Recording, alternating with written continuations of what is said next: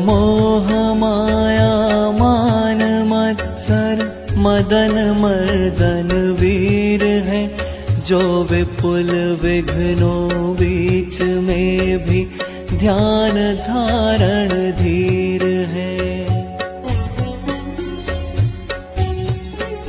जो तरण तारण भव निवारण भव जलधि के तीर है, वे वंदनीय जिनेश तीर्थंकर स्वयं महावीर है।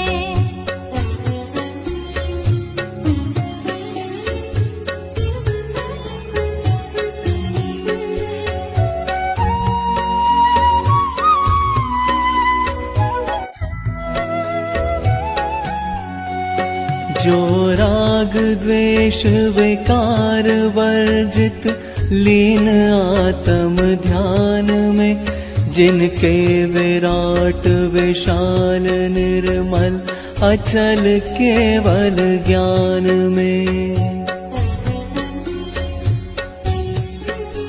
युगपद विशद सकलाठ झलके ध्वनित हो व्याख्यान में, वे वर्धमान महान जिन विचरे हमारे ध्यान में।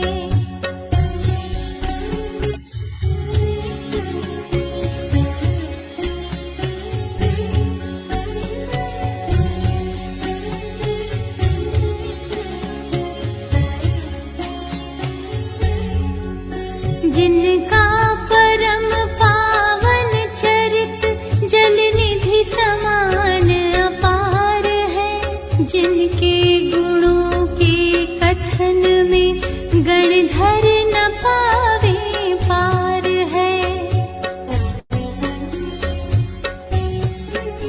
बस वीतराग विज्ञान ही जिनके कथन का सार है, उन सर्वदर्शी सन्मति को वंदना शतबार है।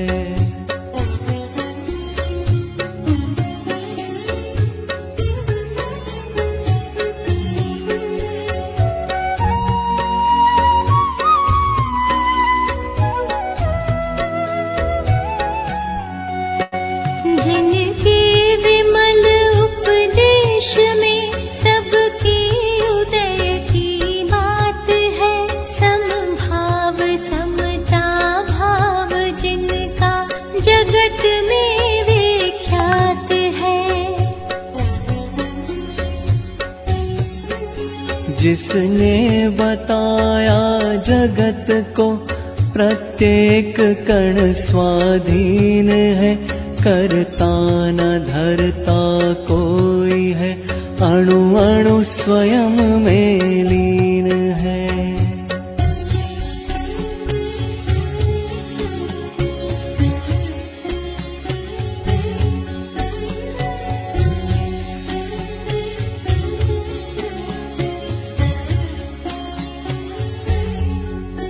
आत्म बने परमात्मा हो शांति सारे देश में, है देश ना सर्वोदयी महावीर के संदेश में, है देश ना सर्वोदयी महावीर के संदेश में।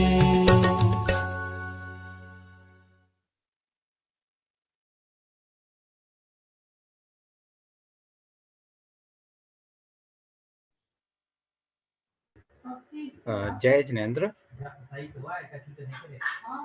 हेलो, जय जिनेंद्र। कोमल जी, मेरी आवाज आ रही है?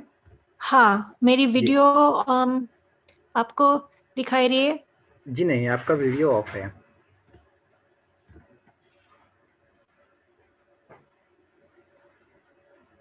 मैं यहाँ से कोशिश तो कर रही हूँ, लेकिन पता नहीं। हाँ, ओके, कोई इशू नहीं, हो सकता है नेटवर्क इशू हो। आप स्टार्ट कर दीजिए। वीर सागर जी भाई साहब आ चुके हैं।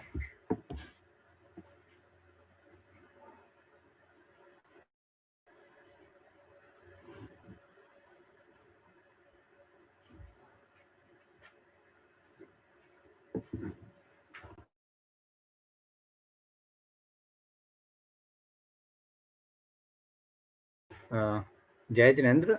कोमल जी, मेरी आवाज आ रही है?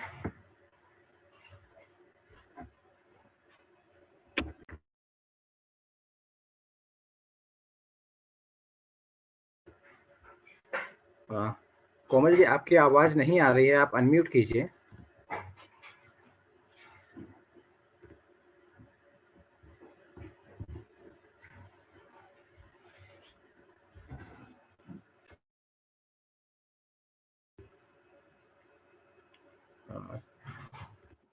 जय जिनेंद्र।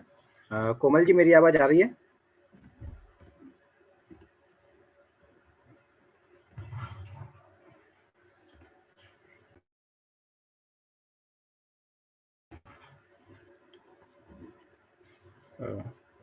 संजय जी भाई साहब।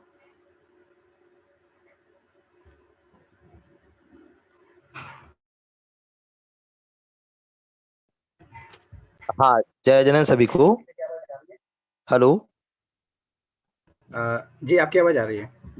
हाँ, आदरणीय भाई साहब से निवेदन है कि वो अपना व्याख्यान प्रारंभ करें।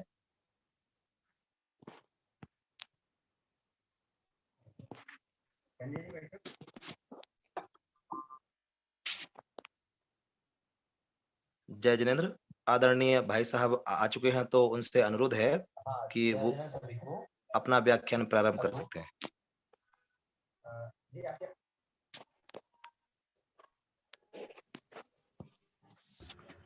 जय जिनेंद्र भाई साहब।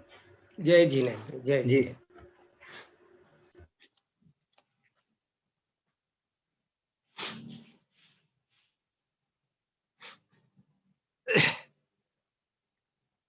नमः श्रीवर्धमानाय निर्धूतकलिलात्मने सालोकानां त्रिलोकानां यद्विद्यादर्पणायते यद्विद्यादर्पणायते। बोलिए देवादिदेव 1008 श्री महावीर भगवान की जय। दीपावली का महत्वपूर्ण अवसर है। हम सभी जानते हैं कि आज के दिन जैन धर्म के 24वें तीर्थंकर हमारे शासन नायक भगवान महावीर को निर्वाण की प्राप्ति हुई थी, और इसी उपलक्ष्य में ये दीपावली का महान पर्व सारी दुनिया में मनाया जाता है। शास्त्रों में अनेक स्थानों पर इस बात का उल्लेख है कि दीपावली भगवान महावीर के निर्वाण का ही उत्सव है।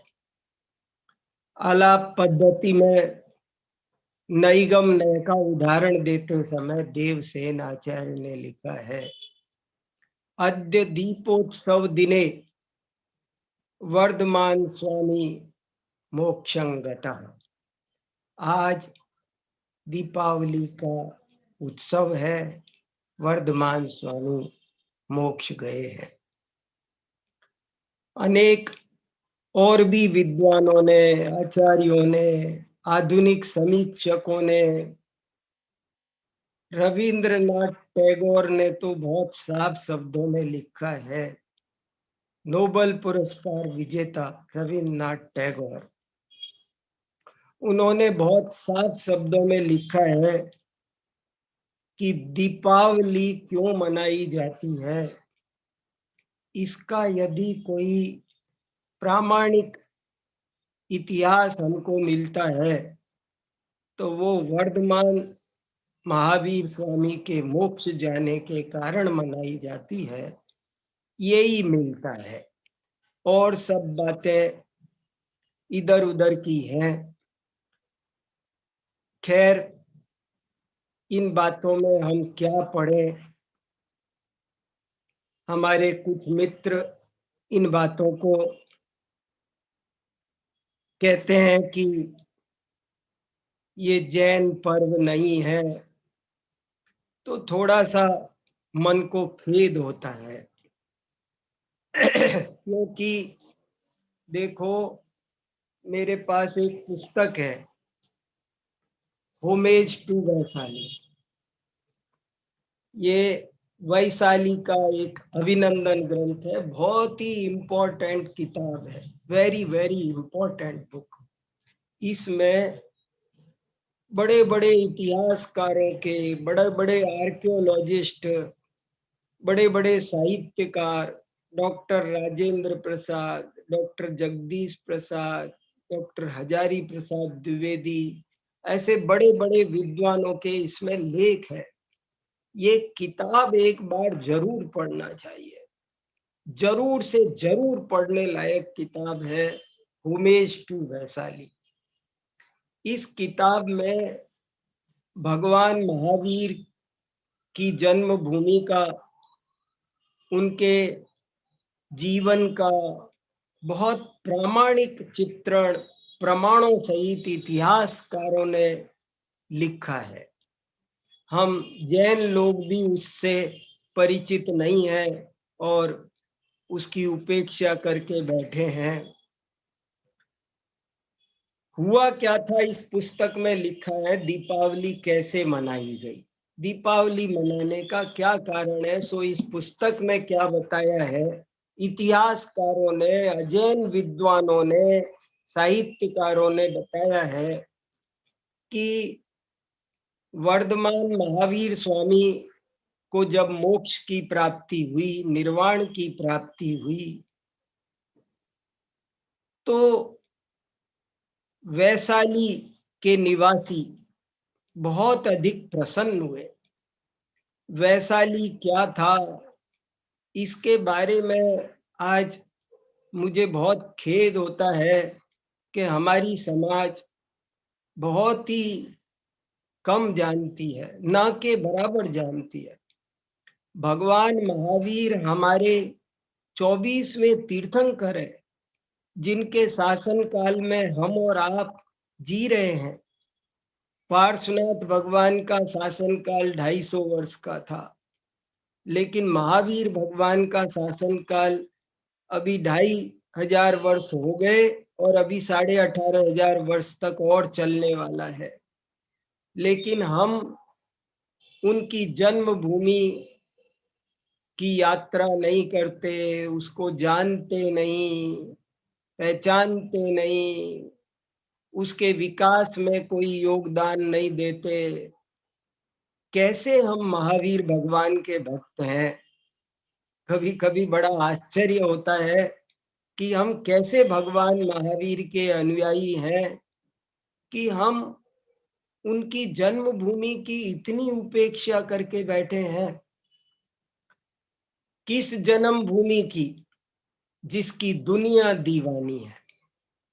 एक रामधारी सिंह दिनकर नाम के विद्वान हुए हैं, उन्होंने लिखा है, एक कविता लिखी है बहुत बड़ी, वैशाली जन का प्रतिपालक, गण का आदि विधाता, जिसे ढूंढता देश आज वो प्रजातंत्र की माता।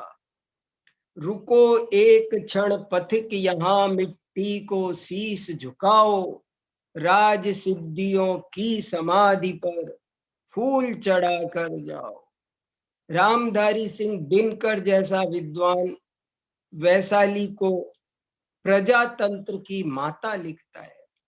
वो कहता है कि आज हम जो प्रजातंत्र की खुली सांस में जी रहे हैं, वो प्रजातंत्र कहाँ से आया? वो वैशाली से आया, वर्धमान महावीर के राज्य से आया, उनकी शासन भूमि से आया। तो बहुत सारी बातें हैं।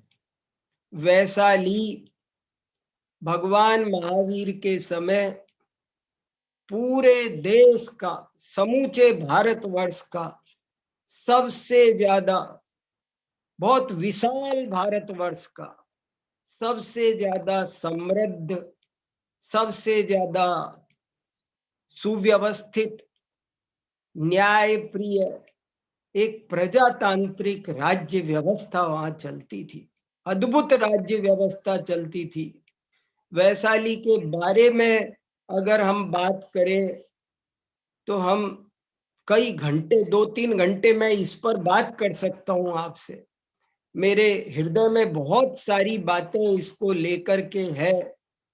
आज सारा विश्व भगवान महावीर के सिद्धांतों की ओर देख रहा है, उनसे शांति मिलेगी ऐसा मान रहा है।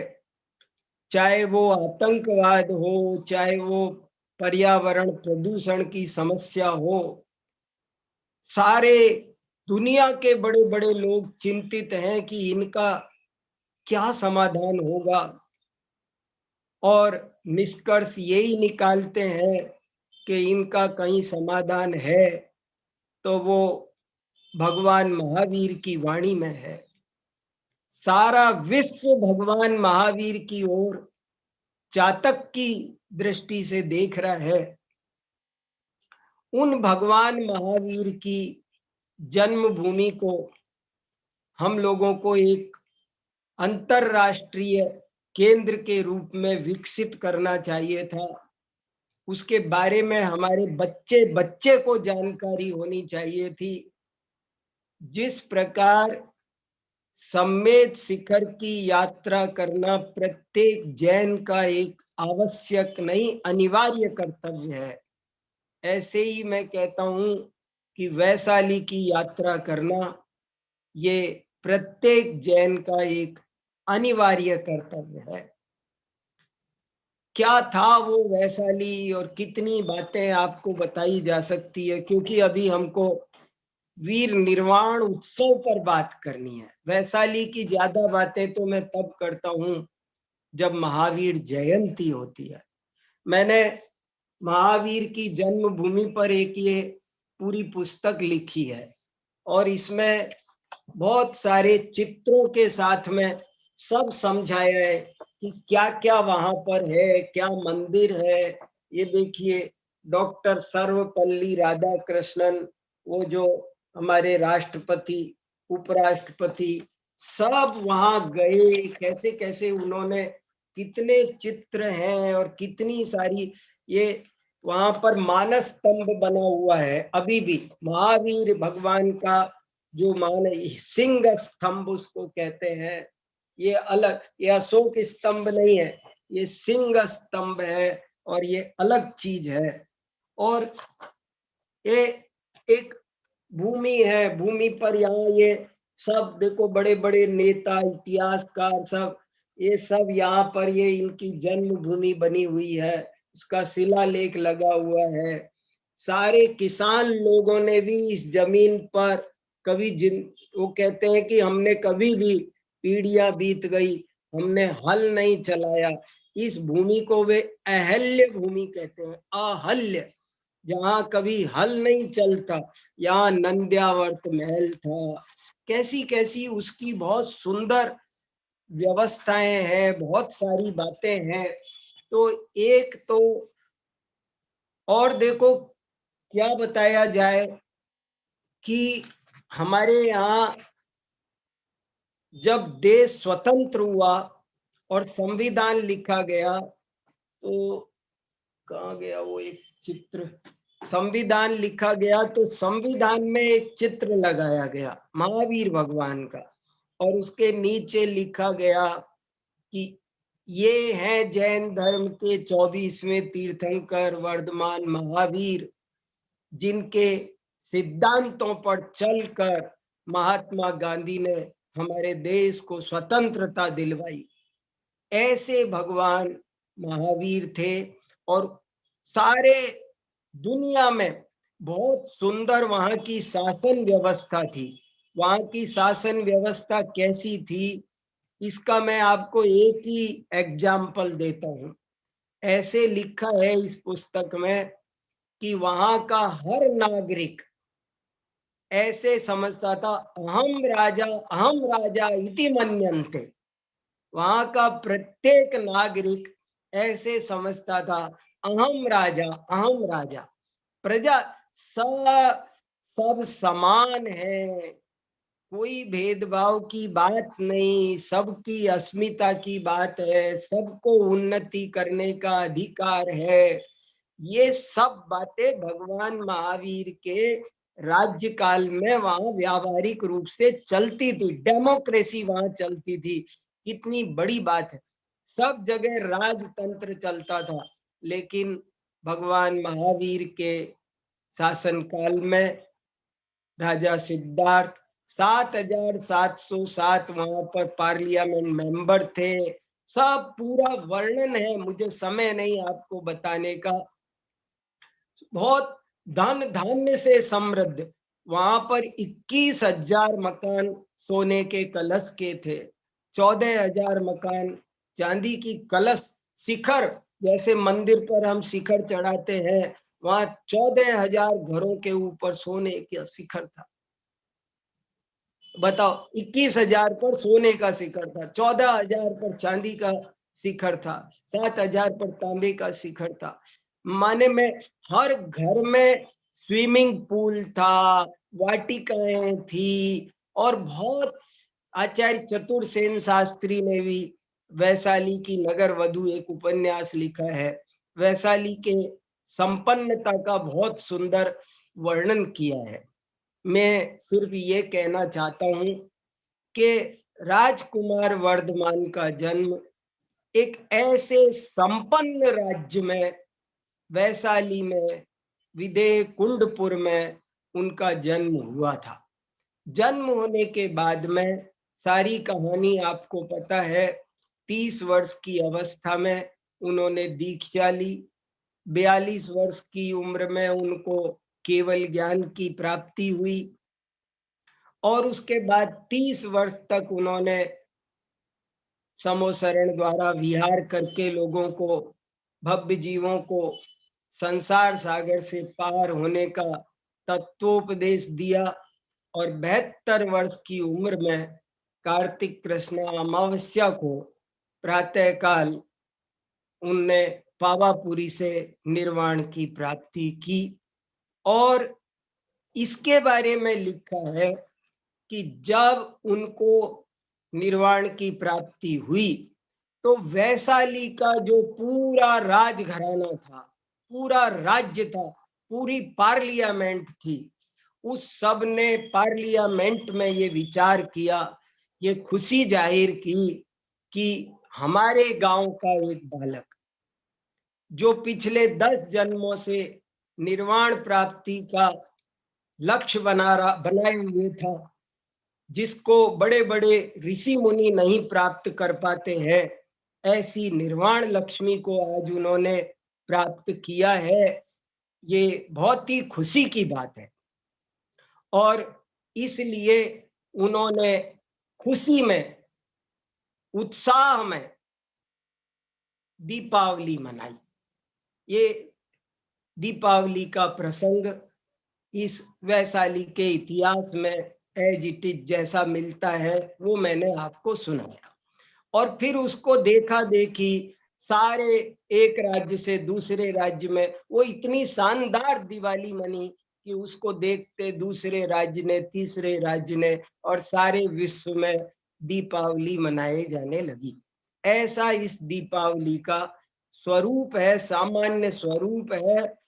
और कितने ही लोग इस बात के लिए ऐसे शंका उत्पन्न करते हैं कि भगवान महावीर मोक्ष गए तो ये दीपावली क्यों मनाई जाएगी, कहीं ये खुशी थी क्या उनके निर्वाण जाने की? ये बात हम आज के मोही प्राणी नहीं समझ सकते। अरे आपको क्या बताऊं, एक तो भगवान महावीर को निर्वाण की प्राप्ति हुई थी, कोई उनकी मृत्यु नहीं हुई थी, पहली बात। और दूसरी बात, हमारा देश इतना आध्यात्मिक था कि मृत्यु पर भी हमारे यहाँ किसी भी घर में कोई रोता नहीं था। आप इतिहास पूछो, जब से हमारे देश में हूण आए हैं तब से हमारे यहाँ किसी की मृत्यु के बाद रोने की प्रथा प्रारंभ हुई है, वरना हमारे यहाँ कभी भी किसी भी घर में किसी भी सदस्य की मृत्यु होती थी तो हमारे देश में रोया नहीं जाता था, रोने को अमंगल माना जाता था। हमारा देश एक निराला देश है, एक आध्यात्मिक देश है। हमारे यहाँ कभी रोते नहीं थे किसी के मरने के बाद में। क्यों रोना? जो देश आत्मा को अजर अमर मानता हो, जहाँ बच्चा बच्चा आध्यात्मिक हो, जहाँ पुनर्जन्म की व्यवस्था हो, जहाँ के जीव धर्म ध्यान पूर्वक जीवन यापन करते हो, उनकी मृत्यु शोक का विषय नहीं हो सकती है। इसलिए कोई भी नहीं रोता था। आज भी हमको यदा कदा ऐसे प्रसंग देखने मिलते हैं कि किसी की मृत्यु होती है तो उल्टे खुश होते, ढोल नगाड़े बजा बजा कर ले जाते हैं, उत्साह से नाना प्रकार का दान करना, ये करना, प्रसन्न होते हैं कि उन्होंने शांति पूर्वक अपने मनुष्य भाव को सफल किया। इसलिए धर्मात्माओं की मृत्यु शोक का नहीं बल्कि उत्सव का कारण होती है। समाधि मरण कोई हमारे यहाँ महोत्सव का, मृत्यु महोत्सव। अरे जैसे जन्म उत्सव है, विवाह उत्सव है, हमको ये तो उत्सव लगते हैं। देखो तो सही, जन्म ये हमें उत्सव लगता है, विवाह ये हमें उत्सव लगता है, हम इनकी हर साल वर्षगांठ मनाते हैं। और समाधि मरण और निर्वाण कल्याण ये क्या है? ये परम उत्सव है, महामहोत्सव है, ये कल्याणक है। और इसी खुशी में दीपावली का पर्व मनाया जाता है, निरंतर मनाया जाता है। यही इसका स्वरूप है। फिर भी हम बहुत अधिक बहस में नहीं पड़ना चाहते। हम तो ये जरूर निवेदन करना चाहते हैं कि भैया जैन दर्शन की प्राचीनता को, जैन दर्शन की संस्कृति को संभालो, रक्षा करो, उसे आने वाली पीढ़ी को बताओ, उसे खत्म मत करो। ये ऐसे नहीं है, ऐसे नहीं है, ऐसे कहना ठीक नहीं है, बल्कि इन चीजों को समझना, स्वीकार करना, बताना। आचार्यों की बातों को भी हम यदि नहीं मानेंगे तो फिर हम कैसे काम चलेगा हमारा। इसलिए इन सब बातों को समझना चाहिए। और इस पर्व पर जो विकृतियां आई है, उन विकृतियों को हमें दूर करना चाहिए। ये तो जमाना है, दुनिया है, दुनिया में विकृतियां आती है। ये लोक बड़ा विचित्र है। यहाँ कोई भी आप अच्छी चीज निकालो, तुरंत उसका नकली प्रोडक्ट आ जाता है, तुरंत नकली प्रोडक्ट आता है। एक अच्छा साबुन भी निकालोगे और मार्केट में चल जाएगा तो तुरंत उसका नकली वर्जन भी आ जाएगा। इसलिए दुनिया तो दुनिया है। विद्वानों का यही तो कर्तव्य है कि विकृतियों का परिष्कार करते चले, नए लहरों से इसको निर्विकार बनाते चले। इसलिए इन चीजों को समझें, सबको समझाएं और सही रूप में दीपावली मनाने का क्या तरीका है, इन सब बातों पर हम सब विचार करें। हमारे पास तो समय बहुत कम है, नहीं तो मैं सब कई बातें बताता हूँ। हमारे गुरुजी डॉक्टर हुकमचंद जी भारेल, वो बहुत अच्छा दीपावली के दिन एक व्याख्यान करते हैं।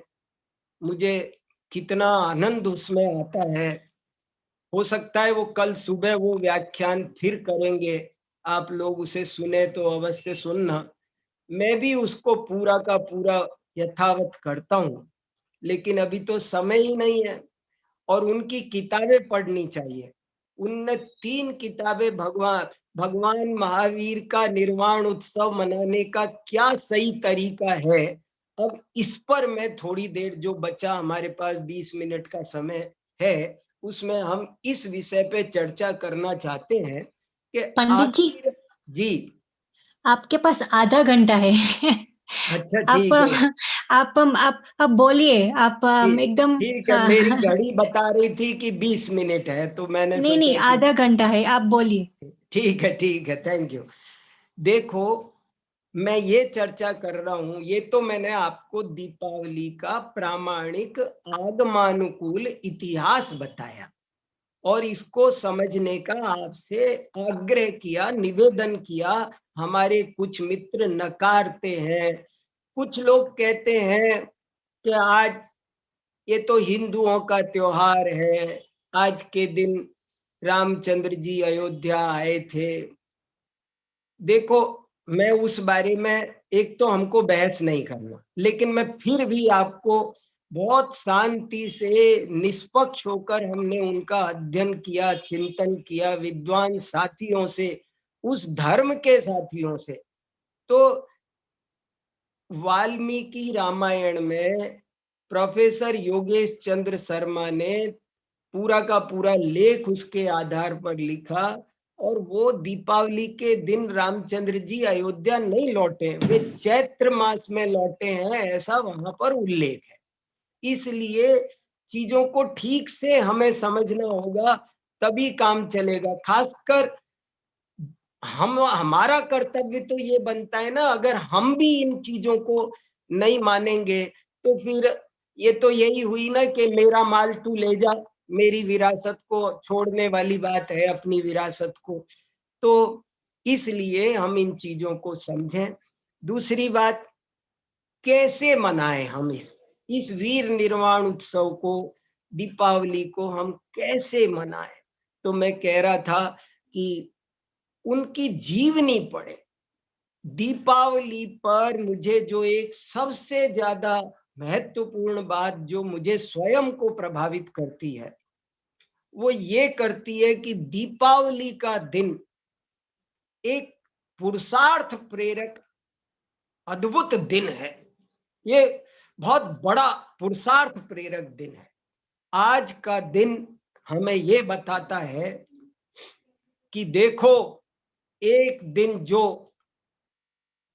पूंछ वाला था, सिंह की पर्याय में था, कैसी कैसी दशा में था, वो भी, वो सिंह भी, वो मारीच भी, वो कैसे कैसे चार गतियों में भ्रमण करने वाला वो जीव भी, आज उसने प्रूव कर दिया कि वो भी मोक्ष को प्राप्त कर सकता है, परमात्मा बन सकता है, सिद्ध बन मैं सिद्ध समान कहने को नहीं हूं, मैं सिद्ध समान बन सकता हूं।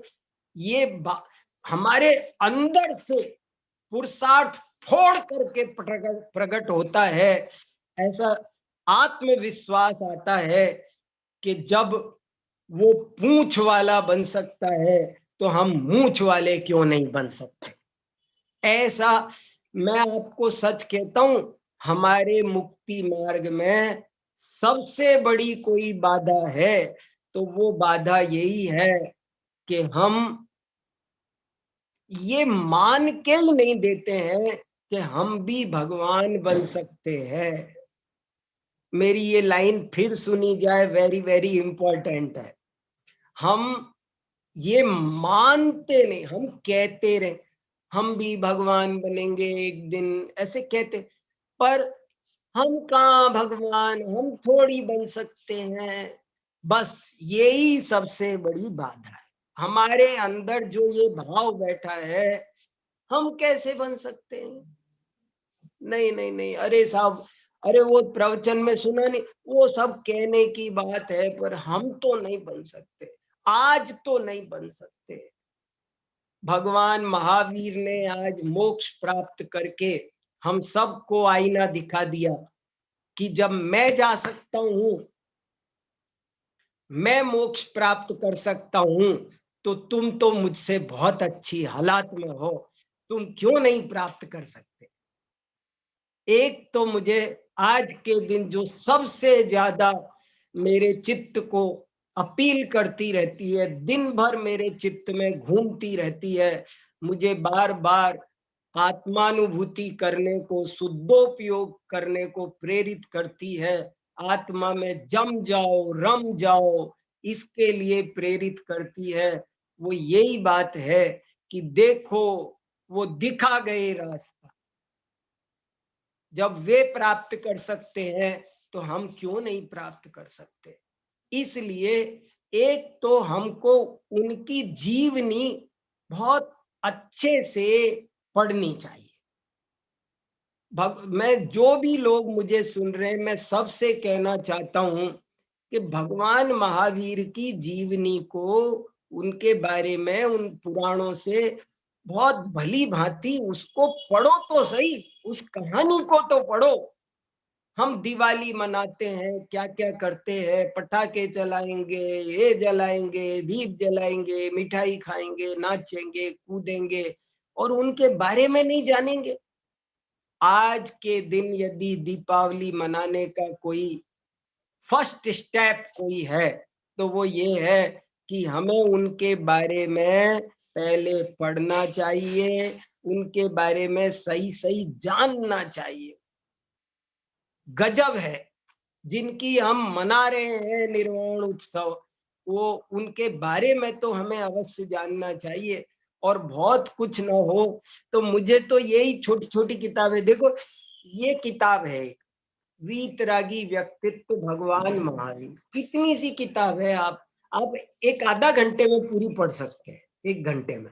ये देखो ये छोटी छोटी, ये देखो ये बहुत तीर्थंकर भगवान महावीर, इतनी प्यारी किताब है, इतने हर लैंग्वेज में इसका अनुवाद है। जो नहीं पढ़ सकता हिंदी तो अंग्रेजी में मिलती है।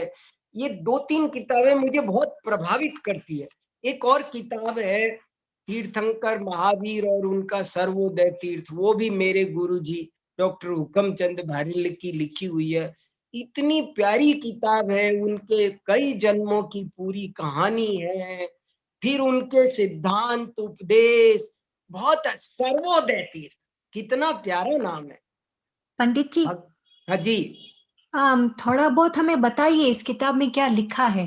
हाँ, वो आप सुना रहा हूँ अभी अभी हाँ, लोगों पूरा वो क्योंकि बता नहीं ये जो किताब है वो तो हमने देखी है, हाँ लेकिन कभी पढ़ी नहीं है। लेकिन आप थोड़ा बताइए, फिर हमें प्रेरणा होगी। हाँ, हाँ, देखो आ गई ना बात, यही बात है। हाँ, ये किताब, और आपने तो कोमल बहन देखी भी है, बहुत से लोग कह रहे, और आपने तो पढ़ी भी होगी। आप तो ऐसे ही कह रहे हैं और लोगों की तरफ से, आप तो स्वाध्याय करते हैं, लेकिन बहुत लोग ऐसे हैं जिन्होंने इन किताबों को देखी भी।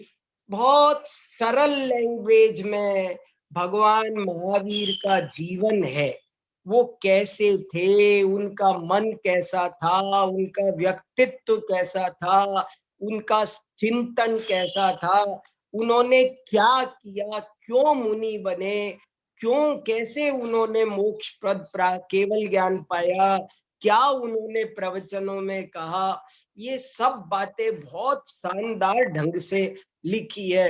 अहिंसा उनके 4 सिद्धांत है भगवान महावीर के। भगवान महावीर ने हमको जो कुछ सुनाया 30 वर्ष तक, रोजाना करीब 7 घंटे, रोज 7 घंटे 30 वर्ष तक उन्होंने जो कुछ सुनाया, यदि आप मुझसे कहें कि उसका सारांश बताओ, तो मैं कहूंगा कि उसका सारांश ये है, आचार में अहिंसा, विचार में अनेकांतवाद, वाणी में स्यादवाद, और जीवन में अपरिग्रह। ये 4 चीजें तुम उतारो, तुम कल्याण हो जाएगा तुम्हारा, सब कुछ आ गया इसमें। आचार में अहिंसा, विचार, पूरी फिलॉसफी, विचार माने फिलॉसफी, विचार में अनेकांतवाद, वाणी में स्यादवाद, और जीवन कैसा हो, अपरिग्रही। वो व्यक्ति भव्य है, निकट भव्य है, वो निर्वाण कल्याणक मनाएगा, वो भगवान महावीर का निर्वाण कल्याणक मनाएगा। तो इन चार का क्या स्वरूप है, अहिंसा का क्या स्वरूप है, अनेकांत का क्या स्वरूप है, ये सब हमको समझना चाहिए शांति से। देखो जैन धर्म, भगवान महावीर बहुत बड़े वैज्ञानिक थे और उन्होंने किसी का वो कहते, देखो इसमें कितनी बड़ी मेरी बात भी तुम मेरे इस किताब में लिखा, तो कितनी बढ़िया बात लिखी। दो हर आत्मा, प्रत्येक आत्मा स्वतंत्र है और मेरी बात भी मेरे कहने से मत मानो, स्वयं परीक्षा करो। उन्होंने किसी को भगवान बनाया नहीं, उन्होंने सबको भगवान बताया। कितनी अच्छी अच्छी बातें लिखी है, छोटे छोटे वाक्य लिखे हैं अंत में। देखो ये 10-11 वाक्य बहुत प्यारे हैं महावीर वाणी, इन सब को बहुत अच्छे से। आत्मा अनंत ज्ञान का, सुख का भंडार है। सुख और ज्ञान कहीं बाहर से नहीं आता है। प्रत्येक आत्मा स्वयं अपनी भूल के कारण दुखी है और स्वयं ही अपनी भूल सुधार कर सुखी हो सकता है। आहा ऐसे अद्भुत अमृत वचन इसमें है। ये सब हमें पढ़ना चाहिए, तभी जाके हमें ये सब चीजें अच्छे से समझ में आएगी। तो भगवान महावीर की जीवनी को पढ़ना, उनके उपदेशों को शांति पूर्वक। आज स्वाध्याय करने का दिन है, कोई कहे आज दिवाली का दिन है, हम आज तो सफाई करेंगे, ये अरे भैया आज स्वाध्याय करो, इसका दिन है। दिवाली मनाने के लिए तो दिवाली से पहले करो जो कुछ करना, सफाई वफाई। दिवाली के दिन क्या करना चाहिए मेरे हिसाब से, दिवाली के दिन खूब स्वाध्याय करना चाहिए। आज भगवान महावीर का मोक्ष कल्याणक है, तो आज तो 3-4 घंटा स्वाध्याय करना चाहिए, घंटे आधा घंटे कम से कम सामायिक करना चाहिए, आत्मानुभूति करने का प्रयास करना चाहिए। ये निर्वाण कल्याणक मनाने का, दीपावली मनाने का एकदम सही तरीका है। और ये कोई अतिशयोक्ति नहीं है। कोई कह रहे तुम तो ऊंची ऊंची बातें कर रहे हो धर्म की, नहीं ऊंची नहीं, ये सही, यही बात है, ऐसे ही मनाया जाना चाहिए और कोई तरीका नहीं। पटाखे चलाने से कितनी हिंसा होती है, हिंसा के काम करके अहिंसा के अवतार का उत्सव मनाया जा सकता है। भला सोचो तो सही, कितनी विकृतियां, कोई जुआ खेलते हैं, कोई क्या क्या गंदे गंदे काम करते हैं। एक बहुत अच्छा भजन है दीपावली पर, वो मुझे बहुत पसंद है, मैं बढ़िया से गा नहीं सकता पर आपको आज टूटा फूटा गा के सुनाई देता हूँ। बहुत अच्छा है, आपको बहुत आनंद आएगा। असली दीपावली कैसे मनाई जाती है, हमारे प्राचीन भजनों में बहुत मर्म भरा पड़ा है, उनमें बहुत ठोस तत्व ज्ञान भरा पड़ा है। वो भजन कहता है कि तुम बहिरात्मा मत बनो, अंतरात्मा बनो। मैं आपको ग्रुप पर 2-3 अपने लेख दीपावली पर शेयर कर रहा हूं, आप सब उनको पढ़ना, तो आपको और थोड़ा सा पता चलेगा दीपावली कैसे मनाई जाती है। और देखो आपको एक पहले ये भजन सुना देता हूँ, बहुत इंपॉर्टेंट है, बहुत ही बढ़िया, और इसमें पूरी दीपावली का सम्यक स्वरूप भी आ गया और विकृत स्वरूप। दीपावली पर दीपावली के क्या डूज है और क्या डू नॉट्स है, सब इस भजन में आ गए एक ही में। ये एक अपने आप में पूरा है। आज मैं कोई और बात भी ना करूं और यही एक आपको सुना दूं तो आपको सब कुछ आ गया। इसलिए आप इसको जरा सुनिए तो आपको देखो बहुत आनंद आएगा।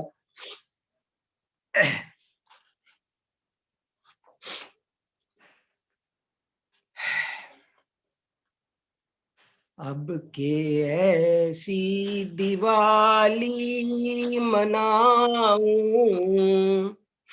कब हूँ फेर न दुखड़ा पाऊं। वेरी गुड, बहुत अच्छा किया, थैंक यू। स्क्रीन पर लगाने के लिए बहुत बहुत धन्यवाद।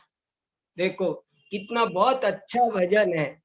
अब के ऐसी दिवाली मनाऊं, कब हूँ फेर न दुखड़ा पाऊं। अब के ऐसी दिवाली मनाऊं। मैंने एक लेख और भेज रहा हूं आपको, वो भी पढ़ना। ज्ञान और आनंद का महत्व बताती है दीपावली, वो समझने लायक है, बहुत इंपॉर्टेंट है, वो इसमें से निकल रहा है। मैं तो शॉर्ट में बता रहा हूं आपको। अगला सुनो। आन कुदेव कुरीति छांड के, श्री महावीर चितारूं। राग देश का मैल जला कर, उज्जवल ज्योति जगाऊं। अब के ऐसी दिवाली मनाऊं, कब हूँ फेर न दुखड़ा पाऊं। एक बात और आप ध्यान देना, इस भजन में एक क्रम है। देखो सबसे पहले क्या करना होगा, पहले कुदेव कुधर्म छोड़ने पड़ेंगे। देखो पहले पहले क्या करना है, आप इस भजन में देखना, हर लाइन पर बात आगे बढ़ती जा रही है। पहले सबसे पहले क्या करना है, कुगुरु कुदेव कुधर्म का त्याग करके ग्रहित मिथ्यात्व का त्याग करो। पहली लाइन तो ये कह रही है, आन कुदेव कुरीति छांड के, श्री महावीर चितारूं। राग देश का मैल जला कर, उज्जवल ज्योति जगाऊं। अपनी मुक्ति तियाहर साऊं। अब के ऐसी दिवाली मनाऊं। सबसे पहले ग्रहित मिथ्यात्व का त्याग करो, रागी द्वेषी देव को देव मानने का त्याग करो, राग द्वेष को अपना कम करो, राग द्वेष में उपादेय बुद्धि का त्याग करो, विशुद्ध परिणाम करो, विशुद्धि लब्धि जगाओ, और मुक्ति तिया हर्षाऊं, मुक्ति रूपी लक्ष्मी के पात्र बनो। धनतेरस आई थी ना, वो पात्र बनो, जैसे कोई अपनी मुक्ति तिया हर्षाऊं, तुम मोक्ष के पात्र बनो। पहली लाइन, महालक्ष्मी का वास हृदय करवाऊं। निज गुण लाभ दोष टोटे का, लेखा ठीक लगाऊं। जासो फेर न टोटा पाऊं। अब के ऐसी दिवाली मनाऊं। फिर क्या करेंगे, फिर आत्मानुभूति करो। देखो आत्मानुभूति ही महालक्ष्मी है, और कोई रुपये पैसे का नाम लक्ष्मी नहीं है। कभी एक दिन मैं आपको जैन इकोनॉमिक्स सुनाने वाला हूँ, क्या लक्ष्मी होती है जैन आचार्यों के हिसाब से। निज अनुभूति महालक्ष्मी का वास हृदय करवाऊं। आत्मानुभूति से धर्म की शुरुआत होगी, तभी आपको ये पता चलेगा क्या है क्या। निज गुण लाभ दोष टोटे का, देखो टोटा माने हानि, लाभ अपना क्या, किसमें अपना लाभ है, किसमें अपना नुकसान है। लेखा, लेखा माने अकाउंट्स, हम अकाउंट्स लगाते हैं ना, आज के दिन लोग अकाउंट्स लगाते हैं, क्या इस साल फायदा हुआ, इस साल क्या नुकसान हुआ, अरे ये इधर का खाता तो लगाओ, ये अकाउंट भी तो देखो। क्या आश्रव दुखकार घनेरे, आश्रव हे है, संवर उपादेय है। ये किसमें तुम्हारा लाभ है, किसमें टोटा है, वो देखो, ताकि तुमको भविष्य में जासो फिर न टोटा पाऊं, ताकि भविष्य में तुमको फिर कभी नुकसान न उठाना पड़े। ज्ञान रतन के दीप में तप का तेल पवित्र भराऊं। देखो बात आगे बढ़ गई। बहुत से लोग भजन पढ़ लेंगे, लेकिन मैं बता रहा हूं आपको, ये बात ध्यान में नहीं आएगी कि इस भजन में एक क्रम है। बात आगे बढ़ रही है, उत्तरोत्तर आगे बढ़ा जा रहा है। अभी पहले में तो क्या हुआ था, ग्रहित मिथ्यात्व छोड़ी और 5 लब्धि, 6 उपसम विशुद्धि देशना प्रायोगिक का विकास हुआ, और दूसरे छंद में करण लब्धियों के आत्मानुभूति हुई, हेयोपादेय का विवेक हुआ, श्रद्धान हुआ, अपना भला बुरा समझ में आया। अब क्या हुआ, आगे क्या हुआ कि और ज्ञान का रत्न, ज्ञान का दीपक, देखो कौन सा दीपक जलाना। अरे दीपक को लोग समझे नहीं। पुराने जमाने में बातों को प्रतीकों से कहा जाता था, हम लोग समझे नहीं, 1 नंबर के मूर्ख रहे।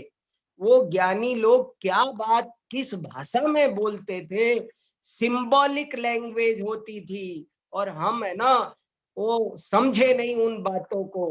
तो हमने कौन से दीपक की बात ज्ञानी कहते हैं, किस गंगा की बात कहते हैं। पिछली बार हमने गंगा की बात की थी ना, सांची तो गंगा ये वीतराग वाणी।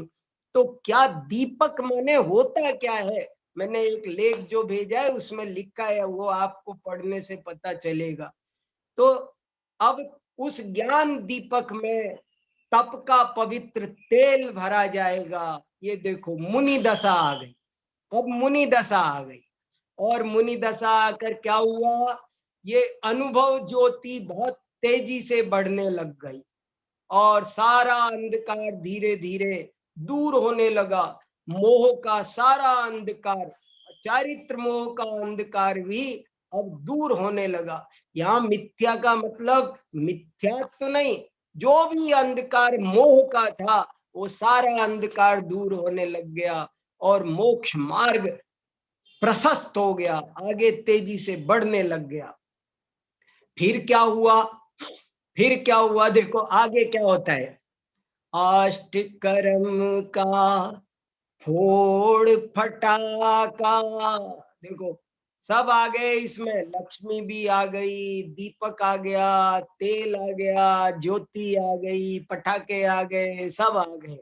और आगे मुनि दशा के बाद श्रेणी लग गई, श्रेणी लग गई, जोर से अनुभव की ज्योति जगी, सारा चारित्र मोह संबंधी अंधकार भी नष्ट हो गया, और मोक्ष मार्ग में तेजी से बढ़ना शुरू हुआ। तो क्या हो गया, अष्टकर्म का फोड़ फटाका। आज पटाखा चलाना चाहिए कि नहीं, महावीर भगवान ने ऐसा पटाखा चलाया था, ऐसा चलाना चाहिए। एक आधा कर्म का तो चलाओ, मोहिनी कर्म का तो चलाओ कम से कम। अष्टकर्म का फोड़ पटाखा, विजयी जिन कहलाऊं, शुद्ध बुद्ध सुख कंद मनोहर, शील स्वभाव लखाऊं, जासो शिव गौरी विलसाऊं, अब के ऐसी दिवाली मनाऊं। आए हैं, आई गई, अब की बार दिवाली मनाना है तो ऐसी मनानी चाहिए।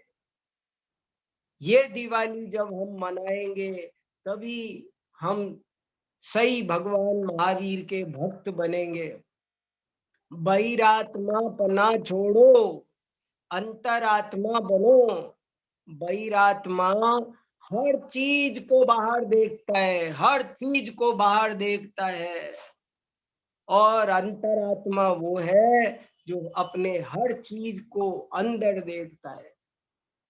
बहिरात्मा से और अंतरात्मा में क्या फर्क होता है कि भाई किसी से कहो कि रात खत्म हो गई, सूरज निकल आया, तो बहिरात्मा होगा तो बोलेगा अच्छा, और अंतरात्मा होगा तो बोलेगा वो रात्रि तो समाप्त हो गई, मगर मेरे अंदर में जो मोह की रात्रि है वो कब खत्म होगी। यहाँ जो अंदर में सूर्य कब उदित होगा, उसे हर बात में, भोजन की बात करोगे तो अंदर की बात वो कहेगा एक योगी आसन बनावे। अगर उसको रामायण सुनाओगे तो वो कहेगा विराजे रामायण घटमाए। महाभारत सुनाओगे तो वो बोलेगा कि वो महाभारत तो 18 दिन होकर के कभी की खत्म हो गई, ये जो मेरे अंदर महाभारत चल रही है ये कब खत्म होगी, यहाँ कब शांति स्थापित होगी। तो भैया भगवान महावीर के निर्वाण का ये उत्सव है, बहुत ही महान पुरुषार्थ का विस्फोट करने वाला ये पर्व है, ध्यान का पर्व है, उत्कृष्ट ध्यान का। मैं तो 3 दिन पहले ही से कहने लग गया ये ध्यान का पर्व शुरू हुआ, ये ध्यान तेरस आ गई है, ध्यान करो, ध्यान करो, आत्म ध्यान करो। तो ये ध्यान का पर्व है, आत्म ध्यान करे, स्वाध्याय और अध्ययन भी ध्यान है। अध्ययन में ध्यानम, अध्ययन है वही ध्यान है। अपनी आत्मा को पहचानना, उसमें जमना, उसमें रमना, यही सच्ची दीपावली मनाना है, यही भगवान महावीर का निर्वाण उत्सव है। और जब तक इसमें उपयोग न लगे तो भगवान महावीर की जीवनी को पढ़ना, समझना, उन्होंने कैसे अपने रागादि विकारों को, अपने दोषों को नष्ट करके कैसे वे आज सिद्ध शिला तक पहुंचे, अपने लक्ष्य को प्राप्त किया, गजब हो गया। जैसे कोई बहुत बड़ा कोई आज हम जीवन में छोटी छोटी उपलब्धियों पर खुशी, पर वास्तव में वे सब कुछ भी नहीं है, कुछ भी नहीं है। ये महान लक्ष्य यदर्थम सेवन्ते केवन्ते, अकलंकाचार्य पूज्यपादाचार्य ने सर्वार्थ सिद्धि में लिखा, मोक्ष किसे कहते हैं, केवल ज्ञान। यदर्थम केवन्ते से, जिसके लिए असंख्य ऋषि मुनि निरंतर प्रयत्नशील रहते हैं पर मिलता नहीं है, उसका नाम मोक्ष है। वो मोक्ष आज भगवान महावीर को प्राप्त हुआ। हम सबको इसे थोड़ा गंभीरता से लेना चाहिए, चिंतन करना चाहिए, तत्व का अध्ययन मनन करना चाहिए, यही निर्वाण उत्सव मनाना है। हम सब ऐसा निर्वाण उत्सव मनाएं। मैं इसी पवित्र भावना के साथ अपनी वाणी को आज यहीं विराम देता हूँ। बोलो महावीर भगवान की जय। थैंक यू पंडित जी, आपका प्रवचन हमेशा बहुत ही अच्छा रहता है। हाँ, और सभी को बहुत ही अच्छा लगता है। Thank you. जो आपने ये ऋषभदेव भगवान का वो प्रवचन किया था वो भी एकदम खूब था, और आज ये महावीर भगवान का भी बहुत ही अच्छा है प्रवचन। Thank you very much. मैं आज भजन में नहीं लूंगी, मैं आपसे एक रिक्वेस्ट करती हूँ कि 5 मिनट बाकी है, थोड़ा हम लोगों को कथा तो थोड़ी थोड़ी पता है ये महावीर भगवान की, लेकिन थोड़ा ऐसा कुछ कहिए हमें जो शायद हम लोग को पता नहीं होगा, जो मुझे विश्वास है कि आपको ज्यादा पता है। तो थोड़ा 5 मिनट लीजिए, कुछ ऐसा बताइए उनके जीवन के बारे में, जो ये जो किताब में कुछ लिखा है या आपने कोई आपने पढ़ा है या कुछ भी। भगवान महावीर की जीवनी के बारे में जो बातें आपने पढ़ी है वही सब है। उत्तर पुराण में उनका पूरा परिचय, बहुत सारी कहानियां और बहुत सारी बातें सब है। और इतिहास की दृष्टि से जो बातें हैं वो तो सब इतिहासकारों ने खोजा है। ये जो 2 किताबें मैंने आपको दिखाई इनमें लिखी है, लेकिन इनमें वो गजब गजब की बातें हैं कि आपको कौन सी बातें सुनाई जाए। देखो, भगवान महावीर की जो जन्मभूमि है ना, वो कई दृष्टियों से बहुत महत्वपूर्ण है। कई दृष्टियों से हमें उसे हल्के में नहीं लेना चाहिए। यदि हम हल्के में लेंगे तो इसी से हमारे धर्म की हानि हो रही है। जैन समाज का जो पतन हो रहा है वो इसलिए हो रहा है कि हम हमारी विरासतों को संभाल कर नहीं रखते हैं। जबकि भगवान महावीर के सिद्धांत नहीं होते, उनकी तो देखो, तत्व ज्ञान और फिलॉसफी तो भगवान महावीर ने दी ही दी। सारा पूरा समझ लो, आज वर्तमान में जो शासन व्यवस्था चलती है वो सब उस आधार पर चलती है। और ये बात हम नहीं कह रहे हैं, बड़े बड़े इतिहासकार कह रहे हैं। इसलिए हमको उन्हें जानना चाहिए, अपने लोगों को बताना चाहिए। ये देखो, ये वो चित्र था जो मैं दिखाना चाह रहा था। ये एक चित्र है, ये चित्र भारतीय संविधान में बना हुआ है। और इस चित्र के नीचे क्या लिखा हुआ है, देखो, एक महावीर भगवान का चित्र बना हुआ है ध्यान मुद्रा में। और उस चित्र के नीचे लिखा है, ये हैं जैन धर्म के 24वें तीर्थंकर वर्धमान महावीर, जिनके अहिंसा आदि सिद्धांतों का सहारा लेकर महात्मा गांधी ने हमारे देश को स्वतंत्रता प्रदान करवाई। अब ये कितनी बड़ी बात है। पहले लोग अहिंसा अहिंसा बोलो तो हंसी उड़ाते थे। आज सारे विश्व में 2 अक्टूबर को अहिंसा दिवस मनाया जाता है, विश्व अहिंसा दिवस। तो जैन धर्म दर्शन बहुत प्रामाणिक है, विज्ञान है, ये जीवन की कला है। ये कोई पंथ नहीं है, ये कोई संप्रदाय नहीं है, बल्कि ये तो एक साइंस है, ये तो लाइफ साइंस है। इसको जो अपनाएगा वो सुखी हो। और किसी तरह की कोई उसमें संकीर्णता जरा भी नहीं है, ना कोई भाषा की, लिंग की। जिन धर्मम जगत बंधु, ऐसे लिखा, जिन धर्म है वो जगत बंधु। चोर, भील, चांडाल, अरे छोटे छोटे जीव सब तिर जाते हैं, सब जीव समान है। आज दुनिया में जो बातें चल रही है मानवाधिकार की, भगवान महावीर ने उस समय कहा जीवाधिकार। आज आप बात कर रहे हो, आज लोग बात करते हैं गणतंत्र की, जनतंत्र की। भगवान महावीर ने बात की कणतंत्र की, जिसने बताया जगत को कण कण अणु अणु स्वयं में लीन है। एक एक अणु अणु की स्वतंत्रता का दिव्य नाद। ये कितनी बड़ी बात है कि तुम मेरी बात मेरे कहने से नहीं मानो, तुम परीक्षा करके मानो। तो इसलिए इन सब चीजों पर हमको ध्यान देना चाहिए, अपने बच्चों को बताना चाहिए। तभी ये देखो, ये कूलग्राम अभी भी वहां पर है, कूलग्राम है। कूलग्राम में उनका महावीर भगवान का पहला पारणा हुआ था। वो वैशाली से निकले तो यहाँ पर उनका दीक्षा कल्याणक हुआ था पास में। दीक्षा कल्याणक के बाद में कूलग्राम में नृपति कूल घर पारन कीनो, वो अभी भी, और वहां सब अभी भी वहां के जगहों का नाम, वो वैशाली के आसपास जो गांव है उन सारे गांवों के नाम पता है कैसे है? 15 महीनों तक वहां रत्न वर्षा हुई थी, इसलिए वहां जितने भी गांव हैं आसपास, एक गांव का नाम है रतनपुर, माणिकपुर, ऐसे ऐसे वहां गांव है। सिंहपुर, वर्धमान, जिला है बहुत बड़ा वर्धमान। ऐसा लिखा है बड़े लोगों ने कि बिहार का नाम ही बिहार इसलिए है क्योंकि उसमें भगवान महावीर का विहार होता था, इसलिए उसका नाम बिहार पड़ा। तो ऐसी कितनी सारी बातें हैं।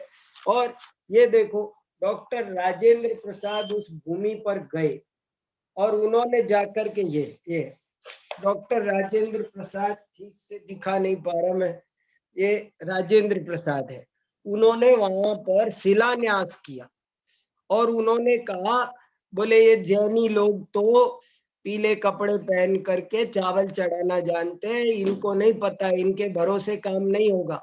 भगवान महावीर के सिद्धांत सबके लिए है और इसके लिए हम एक बहुत बड़ा केंद्र बनाएंगे।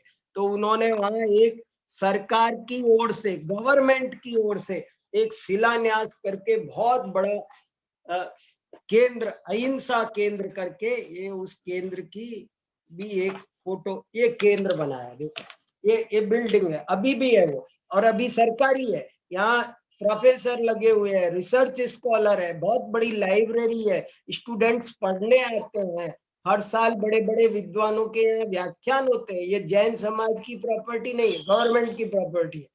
तो गवर्नमेंट इतना काम कर रही है, मगर जैन समाज उल्टा टांग खींचने का काम कर सकती है, इसको प्रोत्साहित करने का काम नहीं करती।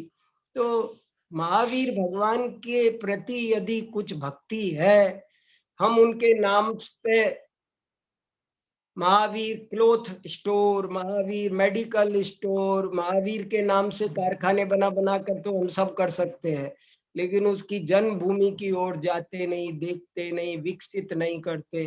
ये एक बड़ी गलती है, वो नहीं होनी चाहिए। यही बातें हैं, समय बहुत हो रहा है। ठीक है, थैंक यू। हाँ ठीक है, जय जिनेन्द्र। हाँ, जय जिनेन्द्र भाई साहब। जय हमें अपने जैन धर्म की विभूति को जानना हो तो भाई साहब के ज्ञान से ज्यादा अच्छा कुछ नहीं हो सकता है। क्या तो वो चाहे ऋषभदेव भगवान का बताया हो तो, और महावीर भगवान के बारे में बताया हो तो, हमने जितना सामान्य रूप से सुन रखा है, पढ़ रखा है, लेकिन ऐतिहासिक परिप्रेक्ष्य में वो भी अन्य जो अजैन विद्वान हैं या कोई बड़े बड़े जो दार्शनिक हुए हैं, उन्होंने अपने धर्म के बारे में क्या कहा और हमारे धर्म में क्या विभूतियां हैं, वो भाई साहब के माध्यम से भी हमको जानने को मिलती हैं। जो ये भजन भाई साहब ने सुनाया है तो बहुत ही गजब का था कि हम लोग वैसे बोलते रहते हैं कि जो ये लक्ष्मी है, ये लक्ष्मी नहीं है। इस भजन में भी भाई साहब ने बता दिया है कि कौन सी लक्ष्मी, ये अनुभूति महालक्ष्मी है। लक्ष्मी का। और हम हानि लाभ की बात करते हैं कि दीपावली पे शुभ लाभ लिखते हैं कि शुभ और लाभ, तो वहां पे गुण का तो लाभ और दोष टोटे का, ये ठीक लगाऊं तो जिससे फिर ना टोटा पाऊं। तो जो लाभ, हम जो लौकिक में लाभ हानि समझते हैं, इस भजन के माध्यम से पूरी तरह से स्पष्ट हो गया कि वो लाभ हानि नहीं है। असली लाभ हानि तो हमारे गुणों की और दोषों की होती है। गुणों की प्राप्ति ये लाभ है और दोषों की हानि हो जाए हमारा ये काम हो जाएगा। तो ऐसे गजब गजब की बात भाई साहब के माध्यम से सुनने मिलती है। हम तो जब भी भाई साहब का व्याख्यान होता है तो सोचते हैं कि इसमें पता नहीं कौन सी अलग बात सुनने को मिल जाए।